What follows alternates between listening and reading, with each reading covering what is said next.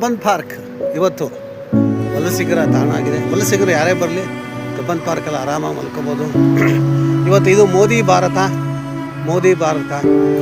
ಭಾರತದಲ್ಲಿ ಜನಕ್ಕೆ ಇವತ್ತು ಮನೆ ಇಲ್ಲ, ಉಳ್ಕೊಳ್ಳೋಕ್ಕೆ ವ್ಯವಸ್ಥೆ ಇಲ್ಲ.